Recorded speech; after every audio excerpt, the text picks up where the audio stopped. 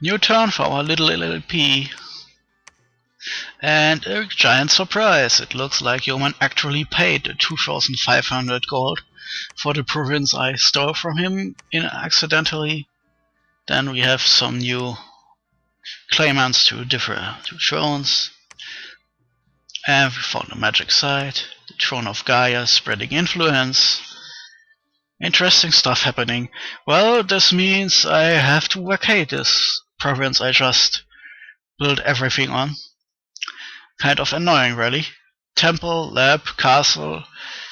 The province itself is worth a lot too. Really, I should have demanded twice that at least, but well, what can you do? Of course, I'm not finishing that 4. That would be a bit too much. After all, he paid only for the province, so I take the loss. And when he takes over the province, he will destroy that fort and will have to pay to build his own. Because I'm nice, I leave him the lab. The temple, like the 4 in construction, will be destroyed, but he gets a province giving him 240 gold a month, plus a free lab. I guess he can't complain. If he can hold the province for at least 10 turns, then he already starts making money on it. Still a good deal for him, so he can't complain. My third 4 is finished, so we can start recruiting more mages now.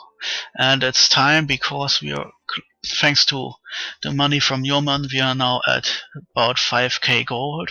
Time to spend it. First, a text message to Yeoman.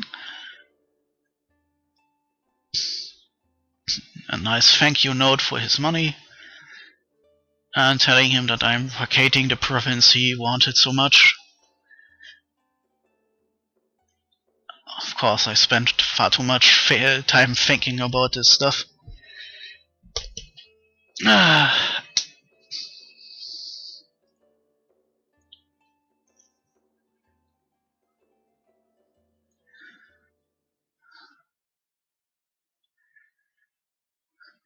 Oh yes, I forgot, I was also warning him that I already put down lots of province defense, since I really didn't expect him to just pay for it. I expected him to use this little skirmish between us as an excuse for all-out war, but I guess, well, I overestimated his aggressiveness by an order of magnitude, it seems. Anyway, he paid, he got the province, done and done.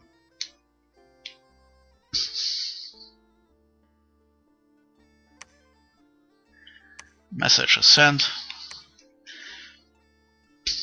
In the east you can see Pangaea's preparations for attacking me before diplomacy intervened. Yeoman has even larger armies than I have, but it's probably because I have a different geographical topology here. Yeoman is kind of squeezed a bit more than me, and a giant stretch of forest between us. As you can see, my armies are basically equally strong on each front, since in an emergency I can use flyers and just drop some mammoths and iron hail archers to fly to strategical important points. I guess Yeoman can't reinforce his fronts as fast as I can do. So he has to have some giant armies at some point and not much everywhere else. I just recognized it's basically the same I'm doing, just with smaller armies and more decentralized defense in depth. After all, I can use my flyers to immediately counter-raid everyone. Here I'm planning a bit for the future by recruiting stealth units with my stealth leader, the Raven Lord. Ravenlord with a couple dozen flying stealth units with double swords. A nice alternative to a single scout. They're easier found out, but if they happen to stand in a province without much in terms of defense, then that was it. The province is now gone. I always love this kind of units and leaders. I still trying sometimes out the strategy of secretly moving stealthed leaders and armies into someone's domain if I'm planning on attacking him. It's kind of an interesting strategic balance you have to do here. You of course don't want to send them into a nation you don't want to attack, and you don't want to send them too early because there's always the possibility of them getting discovered, and in the ensuing battle the player obviously noticed that it's not a single scout but an entire fucking army. So even if he loses, the jig is up and you're at war suddenly. And of course you don't want to send your stealth leaders too late, because then they're basically blundering into the other side's main armies, get immediately discovered and overwhelmed. So instead you want to send them in kind at the middle point, when both sides are just starting to notice that war is already on the march, but not so late that they are basically colliding with the other side's forces immediately after moving for the first time. Still, if you're really sure that you want to be at war with someone, just making up stealth units and little stealth armies with your stealth leaders and just hiding them on your own side of the border is a nice little compromise. So when your main armies start rolling around and you are ready to fight, then you can use your stealthed armies, and at that point you should have multiple of them, to open up some fronts far behind the main lines of battle. It sounds impressive, I guess, but you have to remember, we will see this demonstrated by me a lot, a stealth army isn't much of use when they are continue to run into far too strong enemy defense. So anyway, new armies are ready.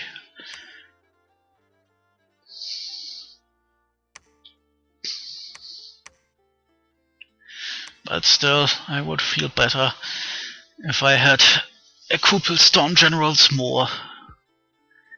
But I also need mages. Independent commanders. They're not worth much in my opinion. If all you need is Chaff, basically moving ablative armor, then I guess you can deal with them.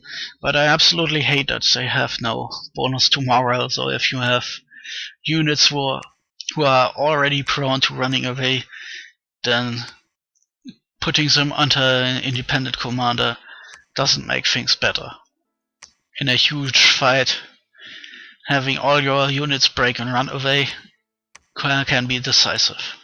On the other hand, since they can't carry around that many units, independent commanders often have this little accidental bonus of not leading immediately to a complete rout and defeat, because when their little units break, then only the little units break and not the entire army. I had cases where I put hundreds of units into squads and multiple squads under one strong general, and when that general then died, then hundreds of units were immediately routing, entire armies running away, ground defeats. So independent commanders aren't all that bad. They're kind of shitty, but you can have a use for them. And with this, the turn is already over. See you next time, Lieblovini out.